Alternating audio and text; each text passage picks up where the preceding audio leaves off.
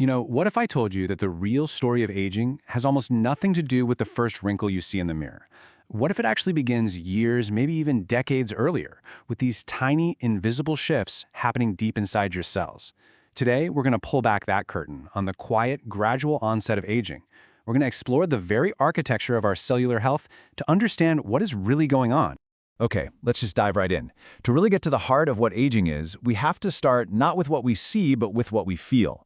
We're going to explore those quiet, almost unnoticeable changes that happen way down deep inside our bodies, long before they ever show up on the outside. So this is the million-dollar question, right? How does it really begin? Well, it's not some single event. It's not a birthday you cross off the calendar. It's more like a cascade, millions of tiny events, a whole symphony of cellular changes that just slowly builds over time. It's kind of like a tide coming in, so gradually you don't even notice it's happening until the water's already at your feet. And that is just the perfect way to put it. Aging doesn't show up like some big thunderstorm, it whispers. I mean, think about it for a second. When was the last time you just felt a little off and you just brushed it aside? Blamed it on a bad night's sleep or a stressful week at work.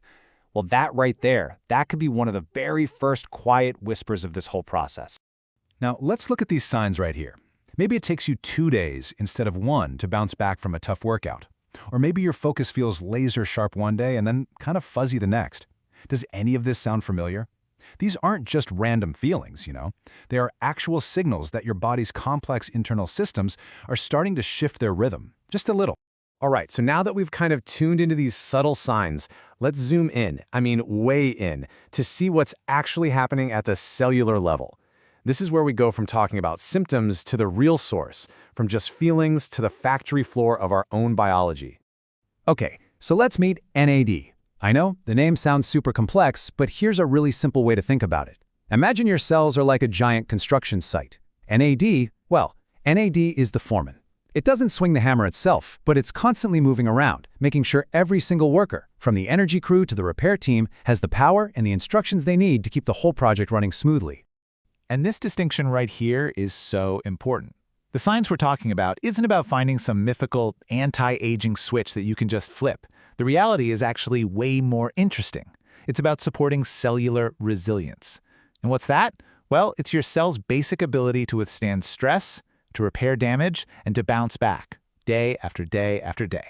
So what affects the levels of this crucial foreman molecule in our bodies? This chart tells a pretty fascinating story. Yeah, age is the biggest piece of the pie. Our NAD levels just naturally go down over time. But look at everything else on there. Diet, sleep, stress, physical activity.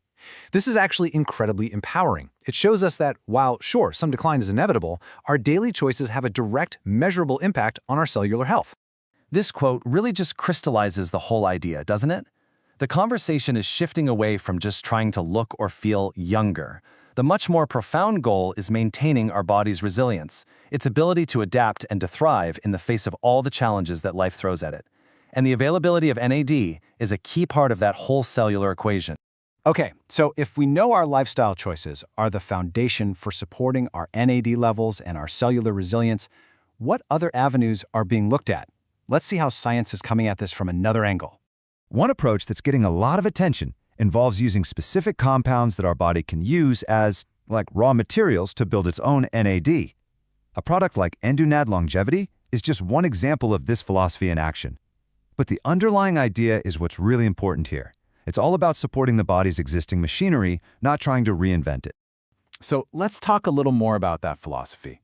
The critical point is that this type of approach is all about providing compounds that the body already recognizes and knows exactly what to do with. It's designed to support or maybe gently nudge our natural biological pathways, not to force or override them. And most importantly, it's meant to complement all those healthy habits we already know are essential. And that idea of complementing healthy habits is so vital that we really need to zoom all the way back out. Because no single molecule, no single supplement can ever be the whole story. So let's put all of this into its proper context. And this right here, this is the absolute foundation of health. Just look at this hierarchy. High-quality sleep, consistent physical activity, good nutrition, and managing our stress, these are the non-negotiables. They're the pillars. Nothing can replace them. And supportive supplementation, as you can see, is way up there at the top. It's maybe the final piece you might consider, but only after those foundational layers are completely rock solid. It's also so important that we frame our expectations in the right way. We're talking about processes that are happening at a microscopic cellular level. So by their very nature, these changes are gradual. They work over long timelines. You aren't going to feel some dramatic, overnight shift because that's just not how our biology works. So, who might find this kind of supportive approach useful? Well, as this chart shows, it really clicks if you're someone who thinks in long timelines, who already makes those foundational habits a priority, and who's just genuinely curious about how your body works. But on the other hand, if you're looking for a quick fix or you expect a supplement to somehow make up for lifestyle gaps, then this whole framework, it's just not going to be the right fit for you. So, let's bring this all together, because what we've really been talking about here isn't just about one molecule. It's about a fundamental shift in how we think about our health over the entire course of our lives. And this right here is the core takeaway.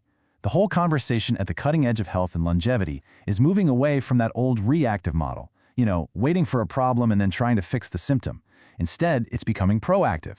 It's about consistently supporting our body's fundamental systems so they can better cope with the cumulative stress of life year after year. And this quote just captures that mindset perfectly.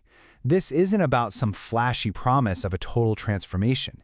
It's an exploration. It's a quiet investigation into how small, consistent acts of support for your body's internal architecture might just compound and really truly matter over the long haul. And so we'll end with this thought to chew on. What if the most powerful path forward in health isn't about desperately trying to reverse time, but about intelligently building and maintaining our resilience to it? It's a pretty profound shift in perspective, and one that puts the focus right where it belongs, on the quiet, consistent work of supporting our bodies from the inside out.